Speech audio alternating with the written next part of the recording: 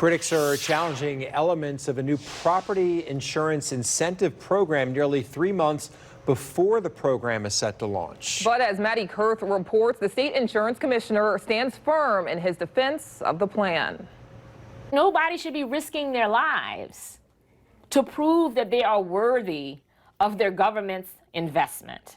It's been nearly 7 months since a hurricane-ravaged home went up in flames in Gentilly, and Andronika Morris remains haunted. 73-year-old Farrelly Simpson had been living in and out of the home without power for 2 years, trying to renovate after Hurricane Zeta. Simpson died in the house fire, trapped by a locked porch gate. It's the cautionary tale that comes to Morris's mind when she thinks about Louisiana's new home hardening incentive program starting this fall. We're getting to the place where we can't actually live in Louisiana. Louisianians can't afford to be here. And it is incumbent on our public officials to really grapple with that. State lawmakers last year created the Fortified Homes program, which offers grants to homeowners as incentive to repair hurricane-damaged roofs and rebuild properties to the latest building code standards. The homeowners insurance market is in a state of crisis. And it's not only for South Louisiana, it's not only the parishes below I-10, it's affecting our entire state. Representative Matthew Willard authored legislation in this year's session that complements the Fortified Homes program, forcing insurance companies to give policy discounts to those who meet the code's standards. Louisiana Insurance Commissioner Jim Donnellan says the program was modeled after the success of Alabama's similar incentive program. There's little, if any, criticism of the program in Alabama.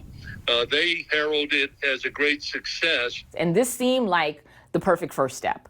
Morris questions the equity of the program. The grants will be awarded on a first-come, first-served basis, and Morris worries low-income households won't be able to afford the repairs if their grant applications aren't prioritized. And we copied it down wrong, like, the dumb kid in class copying off the smart kid and getting the answers wrong. Donnellan says that was never the plan.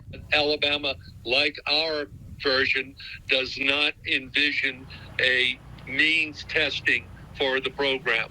This program's purpose is to accomplish what we need to do in order to keep our state able to live on our coast below I-10, I-12, and frankly, our economy to thrive.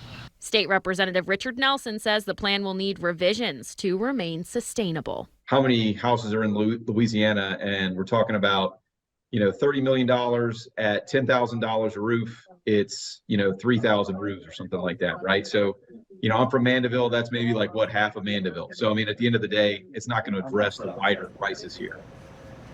As our partners at the Louisiana Illuminator report, an income component for the program was discussed during the legislative process, but gained little support from lawmakers. So far, the only requirements are that applicants must have an owner-occupied home in good shape that can pass a fortified home inspection.